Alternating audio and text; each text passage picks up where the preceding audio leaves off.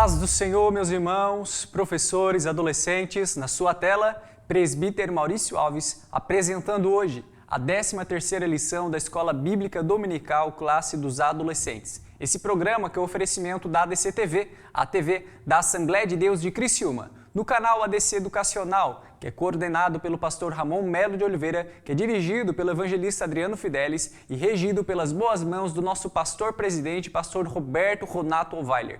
Vem comigo, meus irmãos, para mais uma aula e hoje nós já estamos então no encerramento do último trimestre do ano de 2024, foi um ano de bênção e hoje nós vamos então tratar nesse último dia que é tão especial, né? Podemos falar dessa forma, a última lição que você vai aplicar nesse ano de 2024 sobre o valor do conhecimento e sobre o valor da sabedoria, que é então o tema da lição, o valor do conhecimento e da sabedoria, que você vai trazer em sala de aula e incentivar os vossos alunos, os vossos adolescentes a buscar o quanto antes esse caminho da busca incessante pelo conhecimento da sabedoria. Quando nós observamos as pessoas mais sábias e que nós podemos ter a oportunidade de conversar com muitos, né? Uma das frases que mais está na boca dos estudiosos é aquela questão do porquê não comecei antes, né? Por que não comecei quando era mais jovem? Por que não comecei mais cedo? Poderia hoje ter uma bagagem maior, ter um conhecimento maior. Então, é muito importante se a gente conseguir transmitir em sala de aula para os nossos adolescentes o valor da sabedoria e do conhecimento e começar já a vida intelectual o quanto antes, pois isso vai dar mais bagagem, vai dar mais encorpo para o intelecto, para a mente dos nossos adolescentes, para que eles possam então se tornar cidadãos e cristãos, principalmente quando a gente fala dentro desse termo, né? Mais cheios da presença de Deus, com mais conhecimento, para que venham ter autoridade e bagagem para influenciar aonde eles estiverem. Vamos lá então, leitura bíblica, Daniel, capítulo 1, versículo 3 e 7, 17 ao 20. Aqui a gente vai observar um pouquinho da história de Daniel, Ananias, Misael e Azarias na Babilônia, vai dar um destaque para a ciência que eles possuíam. A mensagem, Provérbios 2 e 6, é o Senhor quem dá a sabedoria, o entendimento vem dele. Então aqui, meus irmãos, nesse texto de Provérbios, escrito simplesmente de uma forma maravilhosa, nós vamos observar quem é o autor, ou quem é a fonte da sabedoria. E isso é maravilhoso porque nós estamos aqui falando de Salomão, aquele que recebeu a sabedoria literalmente do alto e assim pediu, como a gente vai falar no decorrer da lição. E Salomão, então, o homem que pediu sabedoria a Deus, vai dar a declaração de que a fonte de toda a sabedoria é o Senhor, é dele que nós estamos falando aqui e é Ele quem pode conceder essa dádiva ao homem. Quando nós olhamos para o Novo Testamento e os escritos paulinos a respeito dos dons espirituais e a presença do Espírito, nós podemos destacar um dom que é concedido pela presença do Espírito no meio da igreja, a qual Ele reparte a cada um como quer, mas um desses dons é a palavra de sabedoria. Portanto, a fonte da sabedoria, aquele que nos dá ela, é o Senhor. Objetivos dessa lição, mostrar que Deus é a fonte e o doador da sabedoria e do conhecimento, já começamos a falar disso, demonstrar o valor que as Escrituras dão à sabedoria, ensinar também o reconhecimento, e quando nós observamos para o texto sagrado, nós vemos o valor que a Escritura dá e o quanto que a palavra de Deus vai falar a respeito disso, e ensinar que todo conhecimento e talento humano podem ser úteis na obra de Deus. Vamos descobrir, vamos passar. Leia em sala de aula, mas aqui nós vamos passar para a gente ser um pouco mais breve. Tópico 1, Deus é a fonte de toda sabedoria e conhecimento. Então aqui, meus irmãos, é o momento em que a gente vai atribuir ao nosso Senhor como o autor de toda sabedoria. Quando nós observamos para o Antigo Testamento e para a origem dessa palavra sabedoria, a palavra hebraica que vai dar origem é chamada então Chokmah, dentro dessa a expressão que era utilizada no Antigo Testamento. E a origem, o momento em que eles começam então a falar Chokmah, a utilizar esse termo, é porque eles estavam se referindo então a alguns tecelões que eles faziam as roupas elaboradas dos sacerdotes e também de Arão, o sumo sacerdote. Então a gente observa que eles foram concedidos de uma inspiração, de uma sabedoria, para que eles pudessem agir como tecelões e aí fizessem as roupas sacerdotais e a roupa do sumo sacerdote Arão. Então nós vemos aqui que é dessa forma que começa-se a utilizar essa expressão chamada Chokmah, que posteriormente então se tornaria sabedoria. E a representatividade aqui, e quando nós observamos alguns quando vão falar do tema de sabedoria, eles tinham então a interpretação de que uma vez que o sumo sacerdote e as suas roupas elas tipificavam o supremo sumo sacerdote, que era Jesus Cristo, a ideia então é que os tecelões eles seguiam de forma imperativa o mandamento ou a risca, o projeto do qual eles foram designados para executar. Quando nós observamos Êxodo, capítulo 28, versículo 3, está escrito assim: falarás também a todos os que são sábios de coração, a quem eu tenho enchido do espírito da sabedoria, que façam as vestes de Arão para santificá-lo e para que me administre o ofício sacerdotal. Então, meus irmãos, nós vemos que a habilidade dos tecelões de seguir o projeto de Deus na confecção de vestes, isso foi chamado então de sabedoria, de Chokmah. A partir daquele momento, os israelitas eles igualaram a sabedoria e a habilidade de viver a seguir então os planos de Deus. Então essa foi a interpretação tirada a partir disso. Claro que o tempo ele foi passando, e aí foi mudando um pouco as expressões. Com o passar do tempo, dentro da cultura hebraica, sabedoria então já não era somente os tecelões que faziam e receberam algo de Deus para fazer de forma capacitada e de conhecimento as vestes sacerdotais, mas com o passar do tempo, a sabedoria então passou a significar aqueles que viviam e seguiam os mandamentos divinos, obedeciam então à vontade de Deus. Então, dentro dessa visão e pegando então esse pano aí histórico, o que nós podemos concluir como sabedoria? Basicamente, é aquele que vive segundo a vontade de Deus. E aqui a gente pode fazer a distinção para a gente entender que sabedoria, conhecimento e inteligência não são coisas iguais, eles têm significados diferentes. O próprio conhecimento ele já tem um significado diferente da inteligência, e aí então nem se fala daquilo que a gente já tem conversado sobre a sabedoria. Então, olhando na tela, o conhecimento é a capacidade de acumular informação que vem do mundo para nós, ou seja, o conhecimento é a capacidade de absorver. Por isso que nós observamos que tem muitas pessoas que elas têm conhecimento extraordinário, que elas sabem, parece tudo da Bíblia Sagrada, mas às vezes não crê em Deus, às vezes está no mundo, às vezes está afastado, às vezes faz um monte de coisa errada mesmo tendo absoluto conhecimento. Por quê? Porque uma característica do conhecimento é simplesmente conseguir acumular informação, mas é diferente, por exemplo, da inteligência. A inteligência é a capacidade de aplicar o conhecimento que sai de nós para o mundo. Veja então que enquanto o conhecimento ele acumula as informações que vêm do mundo para nós, a inteligência é a capacidade de conseguir aplicar o conhecimento que sai de nós para o mundo, ou seja, a inteligência ela vai extrair o conhecimento que já tem dentro de nós para que outras pessoas possam ser edificadas ou alcançadas através desse conhecimento. Mas aqui, meus irmãos, apesar de a inteligência ela conseguir extrair de nós o conhecimento que já está dentro do nosso coração, ela ainda é diferente da sabedoria. Porque nós observamos também dessa forma que há tantos que são cheios de conhecimento e conseguem, de certa forma, explicar esse conhecimento para as pessoas que são edificadas através dela, mas ainda estão afastadas, ainda não vivem uma vida de qualquer jeito. Por quê? E aí tem essa palavra essencial que faz a diferença na vida de todo homem e de toda mulher, que é a sabedoria.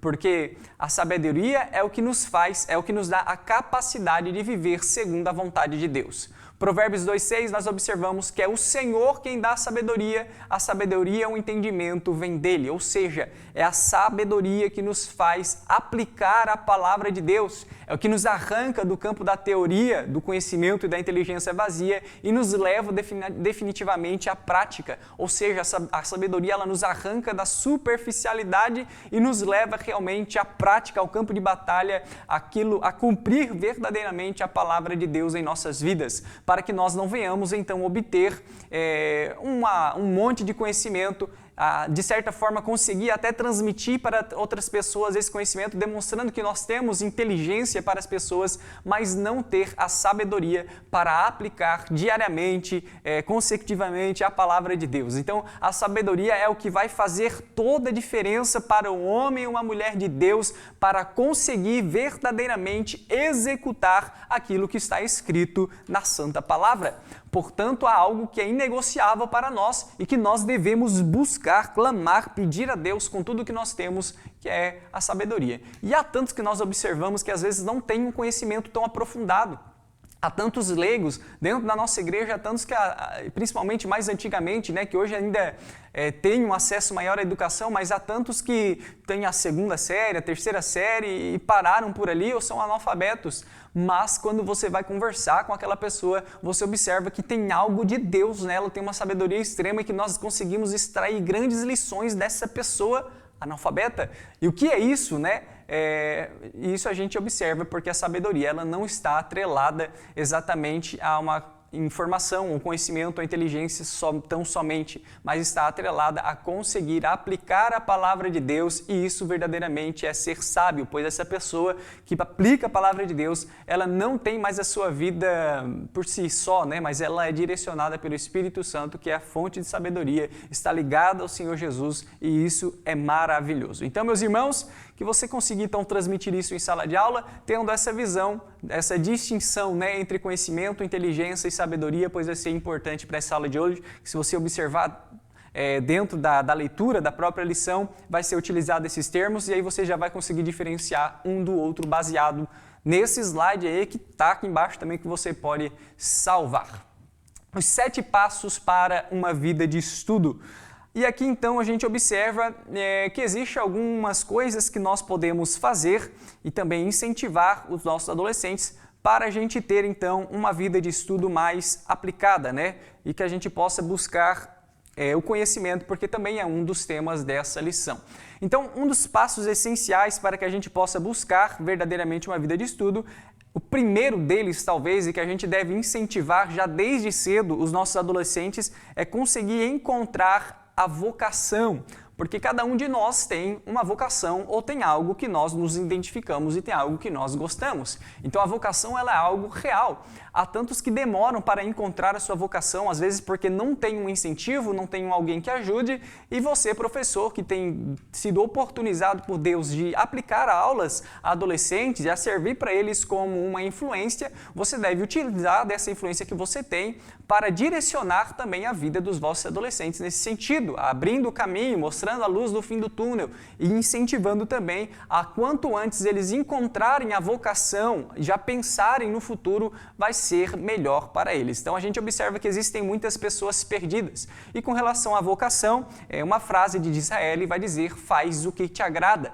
Então a vocação ela está completamente conectada a você executar alguma coisa que te agrada, você trabalhar com algo que te agrada, para que você não venha trabalhar insatisfeito e encontrar um caminho de tristeza. Então repare que se uma pessoa ela já está executando um serviço secular em alguma coisa que deixa ela contente ou deixa ela feliz, a possibilidade dessa pessoa ser uma pessoa mais grata, uma pessoa mais contente é muito mais alta do que uma pessoa que não valorizou o momento de achar a sua vocação e que muitas vezes trabalha em algum local que não gosta, ela vai começar a se culpar o local, vai ficar triste, vai ficar angustiada e às vezes até vai se entristecer de certa forma. Então nós observamos aqui que a vocação ela está completamente ligada a fazer algo que agrada a este jovem, a este adolescente. Então, muitas vezes, as maiores, o que dá mais prazer, né, a esse adolescente é porque é ali que está ligada a vocação dele. Claro que aqui a gente faz a distinção de pecado, né?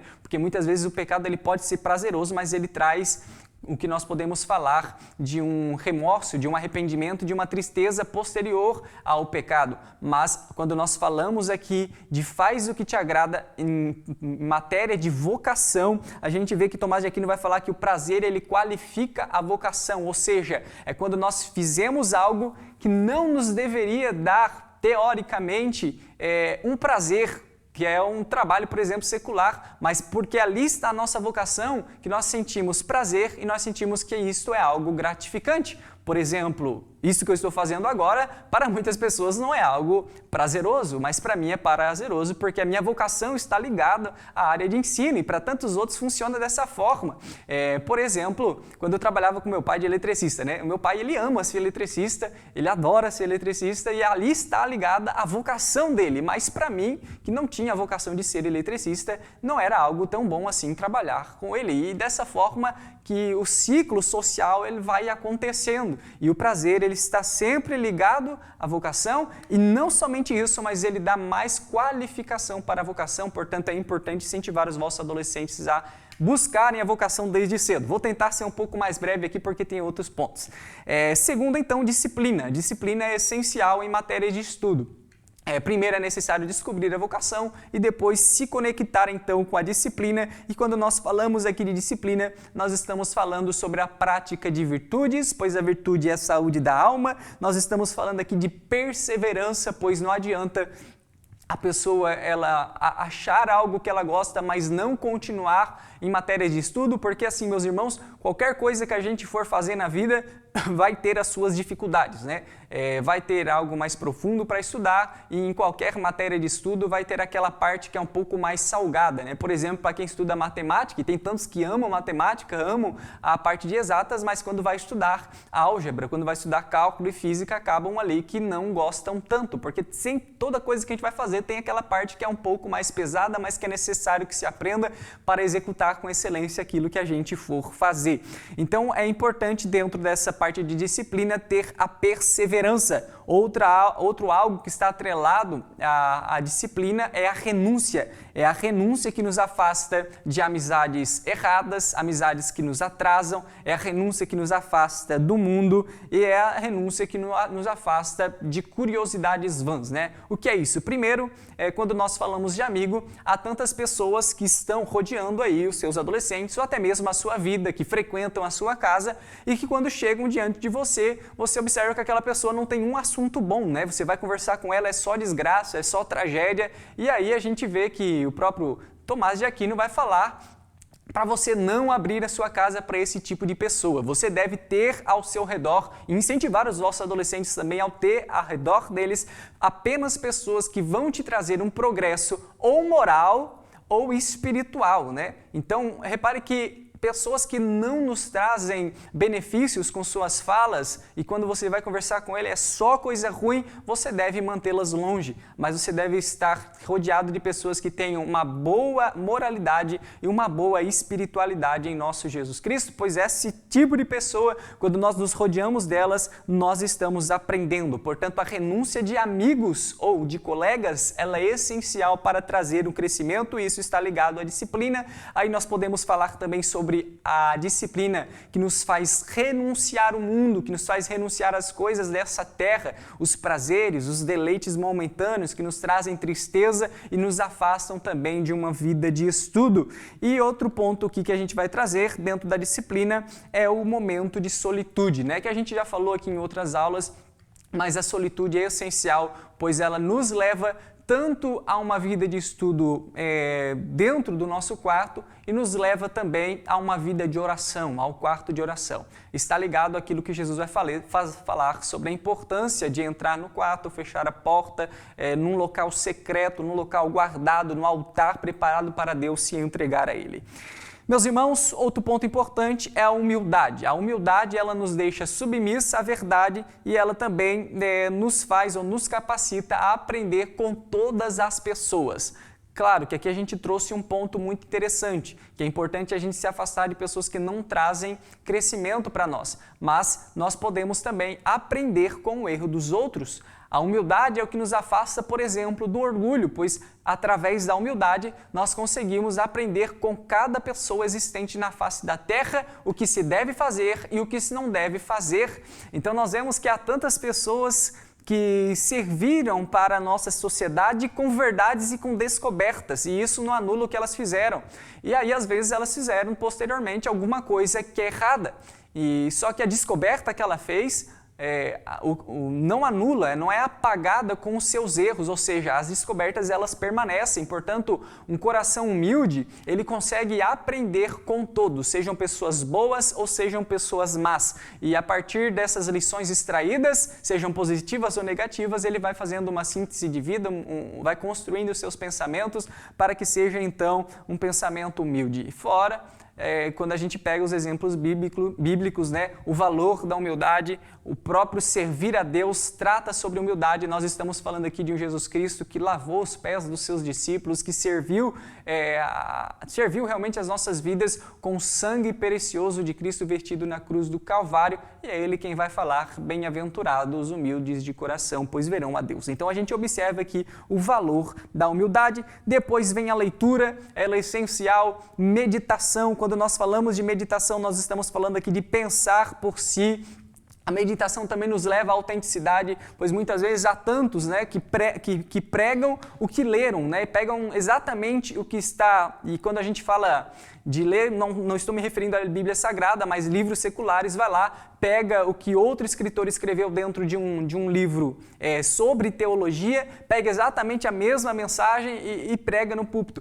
E aí acaba que não cria dentro de si uma identidade própria, mas quando nós estamos em espírito de meditação, nós pensamos por nós mesmos e isso nos traz autenticidade, porque tem coisa que Deus quer revelar, tem inspirações que Deus quer trazer, que é exclusivo para você. Portanto, nós devemos ter a nossa mente aberta para a meditação, né? E isso é exatamente muito importante, pois é através da nossa meditação que os pensamentos vão sendo formulados e construídos em nossa mente e a gente vai criando um caráter próprio, não um caráter copiado de outra pessoa. Memória, e aí a gente fala sobre reter aquilo que está lendo, porque ler é muito fácil, há tantos que leem tantos livros por mês ou até por ano, mas não conseguem acumular nada do que lê e acabam se esquecendo, porque muitas vezes nós esquecemos exatamente de algumas coisas. Mas aí existe a importância da meditação e a própria meditação ela vai nos levar a memorizar. Então nós vemos aqui que a memorização é o que nos faz se apropriar do conhecimento lido, daquilo que nós estamos observando. E por fim aqui a contemplação, que é frequentar o mundo de forma geral com o olhar contemplativo, ou seja, quando nós falamos de contemplação, a contemplação ela nos arranca da teoria, nos leva à prática, ela nos leva à vida ativa, a realmente, e quando nós falamos aqui daquilo que nós estamos fazendo nesse ambiente de cristianismo, automaticamente nós somos empurrados para o ide por todo mundo e pregar o evangelho, ou seja, para a vida ativa e contemplativa também, porque através da vida ativa nós conseguimos observar o mundo ao nosso redor, extrair lições dele e utilizar para a edificação também de outras pessoas. Amém, meus irmãos? Então, basicamente, aqui a gente tem alguns passos para uma vida de estudo. Agora, inimigos da sabedoria, e isso aqui deve ser combatido e evitado. Primeiro deles, tolice, como o próprio Provérbios capítulo 1, versículo 7 vai falar, que quem despreza a sabedoria é chamado de tolo. O 2, então, preguiça. A preguiça ela é um grande inimigo da sabedoria, pois é na preguiça que os melhores dons são sepultados. Há tantos talentos, há tantas pessoas inteligentes que acabaram se deixando ser levados pela preguiça, pois a preguiça ela paralisa, ela estagna, ela congela um talento que se deixa ser vencido todos os dias por um não levantar da cama, por um não acordar, por um não ler e por uma vida de procrastinação que sepulta então tantos dons e tantos talentos que nós observamos. Deus, ele quer usar as pessoas que não são preguiçosas, mas se colocam verdadeiramente com coragem, com ousadia e com ânimo, com alegria na presença dele. Outro, número 3, então, a sensualidade. A sensualidade ela deve ser combatida, pois a sensualidade ela nubla realmente a imaginação, ela deixa a pessoa com um pensamento corroído quando ela se deixa ser vencida pela sensualidade e acaba então se tornando ser a sensualidade é inimiga da sabedoria. Até alguns vão dizer, alguns estudiosos vão falar que esse pensamento posterior, né, à revolução sexual, de ter esse pensamento pervertido, podemos falar dessa forma, acaba dissipando a memória, corroendo literalmente a mente, porque a pessoa ela está sempre com esse pensamento pornográfico, né? Ela não consegue mais, e aí você deve também, se conseguir trazer em sala de aula, vai ter provavelmente outras lições que vão tratar sobre esse tema, mas é essencial para que os nossos adolescentes não se deixem ser vencidos nessa fase pela pornografia. Orgulho aprisiona em uma alta visão de mundo, negando uma visão universal do que poderia ser útil, ou seja, a pessoa orgulhosa, e ela também se torna então um inimigo da sabedoria, pois ela vai se aprisionar dentro dos seus conceitos, dentro dos seus pensamentos e vai rejeitar uma ajuda externa que poderia ser útil para ela e que poderia trazer um crescimento ainda maior. A inveja, pois recusa a luz vinda de outras pessoas. Então a inveja é terrível e é antibíblica, pois acaba ali a pessoa não se deixando ser também ajudada por outras pessoas. E por último, a irritação, a raiva como inimigo da sabedoria. Tópico 2, a Bíblia mostra o valor da sabedoria. Meus irmãos, então aqui nós observamos que uma das características da sabedoria é que ela vem acompanhada de bom senso e de prudência. Ou seja, quando nós observamos para o sábio Salomão, até Salomão, claro que ele vivia em outra época, né? Mas a gente observa que uma das características que ele vai trazer é a sabedoria como uma fonte também de virtudes, ou seja, quando nós encontramos a sabedoria e conseguimos aplicar a santa palavra de Deus, nós nos tornamos também praticantes da palavra de Deus de forma evidente, né? De uma forma categórica, pois a partir desse momento nós conseguimos frutificar os frutos do Espírito e adquirirmos as virtudes que um cristão tem que ter por essência e por natureza, claro, pela graça e o sangue de Jesus Cristo, mas é automático. Quando nós praticamos a santa palavra de Deus, ela também nos leva a um caminho de virtudes e a um caminho de frutificar o fruto do Espírito.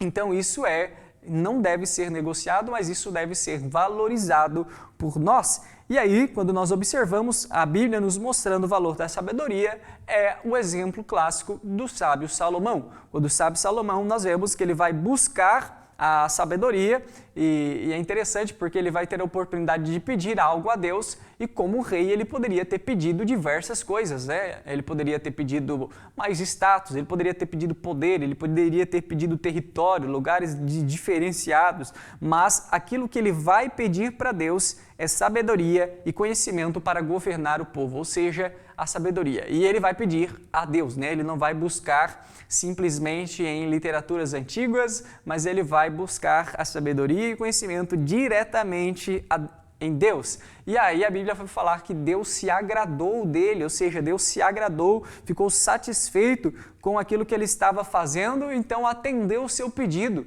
Então nós podemos aqui inferir que a partir do momento em que nós buscamos a sabedoria, isso é algo que agrada a Deus, que o povo santo assim o faça e busque realmente sabedoria e conhecimento. E foi através disso que Salomão então vai se tornar um dos homens mais sábios que já pisou nessa terra e vai governar Israel num período de paz, um período de tranquilidade, pois ele buscou sabedoria no Senhor. Então aqui a gente observa, tirando o exemplo clássico de Salomão, o valor que tem a sabedoria e como Deus se agrada quando alguém busca tal. Além do governo de Salomão sobre um período de paz em Israel, nós observamos os seus escritos, tanto em Provérbios, quanto também em Cânticos, Salomão sendo aí um pioneiro, porque quando nós olhamos para a Antiguidade, um homem fazer uma poesia, fazer um poema para uma mulher, naquele tempo que era muito mais, existia um machismo realmente atrelado dentro das culturas de forma geral,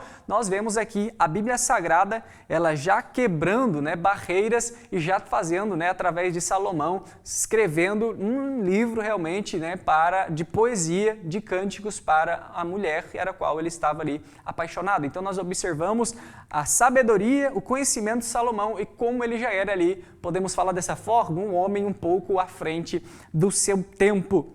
Então, essa busca pela sabedoria, essa busca pelo conhecimento fez com que Israel vivesse um período de certa paz, a construção do templo do Senhor e tal, preocupação de Salomão para com isso. e a falta de sabedoria, realmente, ou a falta de conhecimento, como fala o autor de Oséias capítulo 4, versículo 6, faz o povo perecer, faz o povo acabar caindo e sendo destruído. Mas quando nós temos a sabedoria, quando nós temos o conhecimento, então a vida, a paz no Senhor Jesus. Tópico 3, o propósito do conhecimento.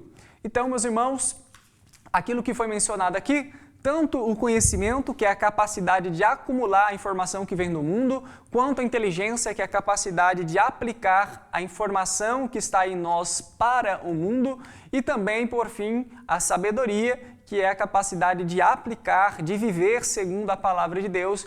Tudo isso deve ser consagrado em devoção ao Senhor. Aquilo que nós temos, aquilo que nós conseguimos, pela graça, bondade e misericórdia de Deus, também deve ser usado para a glória de Deus. Se nós estamos falando aqui de Deus como a fonte da sabedoria e do conhecimento, e até maravilhoso, porque Sertilanges vai dizer que nós não criamos algo, nós apenas falamos daquilo que já foi criado. Então, quando nós estamos aqui trazendo um conhecimento, na verdade são vontades e são realidades de um Deus criador. Quando nós observamos a visão de James Smith a respeito da criação, nós observamos que a criação ela está impregnada pela presença do Espírito Santo. Deus é o Criador dos homens, dos animais, da vida e também da regularidade das coisas. Então, a gente observa que os cientistas do naturalismo eles vão ter a visão de enxergar o universo como um sistema fechado de leis,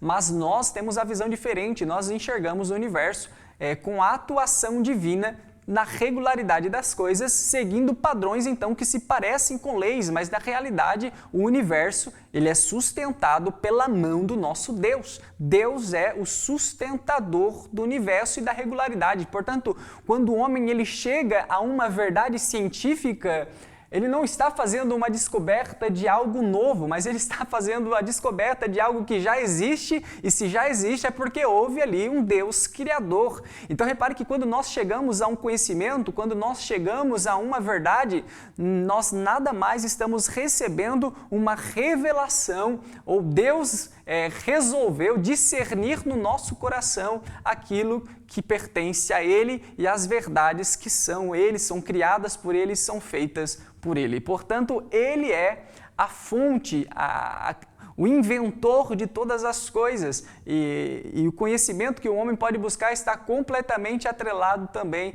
à sua criação. Então a gente deve observar a partir desse modo, porque nós pentecostais, quando imaginamos com esse ponto de vista e enxergamos Deus na regularidade no universo, seguindo padrões então que se parecem com leis, Deus como autor de todas as coisas e da verdade, nós conseguimos então chegar à conclusão de que a nossa sabedoria, o nosso conhecimento, aquilo que nós temos, a nossa inteligência, se nós realmente a temos, nós somente conseguimos pegar uma parcela, um fragmento das verdades e da criação divina desse mundo tão maravilhoso que Deus fez em essência antes da queda do homem, e a partir disso, tudo que nós temos, nós consagramos ao Senhor, entendendo que nós temos apenas uma parte de tudo aquilo que Deus assim o fez. Então nós observamos dentro do texto sagrado que a sabedoria que teme a Deus no trabalho acima de ordenanças desleais. Aqui a gente pega o exemplo de Sifrá e Puá, quando o faraó vai ordenar então a matança de crianças. Sifrá e Puá eram parteiras e elas então vão temer ao Senhor, demonstrando-se então um viés de sabedoria, pois Salomão vai falar que o princípio da sabedoria é o temor ao Senhor, e elas então não vão matar tais crianças, e dentre essas crianças que vão ser poupadas pela coragem e atitude de Sifrá e Puá vai estar Moisés, o libertador. Outro sim, a sabedoria que capacita a fazer um trabalho como de arquiteto com excelência. E aqui a gente tem o exemplo de Bezalel e Aholiabe, que vão ser capacitados com a presença do Espírito também e uma sabedoria, um conhecimento extraordinário que vai fazer então com que eles construam o tabernáculo do Senhor. Aqui nós vemos o Espírito dando sabedoria e conhecimento a Bezalel e a Aholiabe para que eles possam então trabalhar no tabernáculo do Senhor. sabedoria para compor louvores exclusivos a Deus. Aqui nós temos aí o exemplo de Asaf, um músico extraordinário que vai viver no tempo de Salomão, e aí ele vai se destacar então pelas composições inspiradas e alguns salmos inspirados que nós até pregamos ainda em nossos dias. Por fim, sabedoria no manusear o bronze e entrega do serviço ao Deus verdadeiro. Aqui nós estamos falando de Uram, que vai ser chamado por Salomão para trabalhar no templo do Senhor. E a palavra de Deus vai dizer que ele tinha então uma especialidade, uma sabedoria, um conhecimento, um entendimento no trabalho com bronze, e ele vai entregar a sua especialidade, o seu conhecimento e aquilo que ele sabia fazer para obedecer a Deus, trabalhando então no templo do Senhor. Há diversas formas de nós servirmos a Deus. Portanto, as nossas especialidades, a nossa sabedoria, o nosso conhecimento, a nossa inteligência, tudo aquilo que nós temos deve ser consagrado ao Senhor e utilizado para o crescimento do reino de Deus. Conclusão: precisamos compreender que as habilidades incomuns e conhecimentos admiráveis vêm do Senhor e devem ser usados para glorificar o nome de Deus. É aquilo que a gente estava falando, né? Tudo vem do Senhor, Ele é o Criador dos céus e da terra. Visto nessa lição alguns exemplos bíblicos disso, o Senhor também deu dons e capacidades a você. Descubra suas competências e inteligências, a vocação, e coloque-as a serviço de Deus.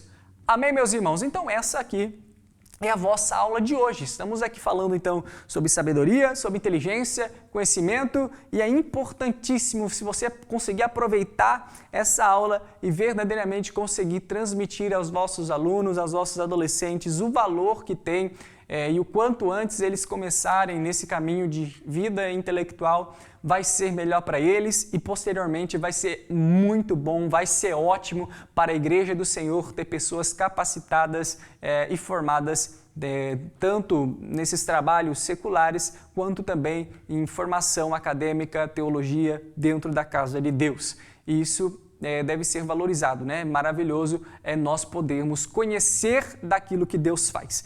Meus irmãos, essa é a vossa aula de hoje. Já peço aos irmãos aí se inscrever no canal, deixa seu like nesse vídeo, deixa seu comentário também. Lembrando que esse programa aqui é oferecimento da ADC TV, no canal ADC Educacional. E meus irmãos, foi uma bênção trabalhar com vocês, ajudar, né, a gente se ajudar junto aqui nesse ano de 2024, que já está chegando aí no final, né? Estamos aí na reta final do ano de 2024 e minha alegria, foi um grande prazer, que Deus venha abençoar grandemente a sua vida, professor, lhe dando graça, sabedoria, pois nós não foi, né? Pelo menos até agora ainda não retornou o nosso Senhor. Se você estiver vendo esse vídeo é porque o arrebatamento ainda não aconteceu. Então, enquanto nós tivermos tempo, enquanto nós tivermos vida, que nós possamos nos entregar com tudo que nós temos, consagrando ao Senhor em serviço da obra de Deus.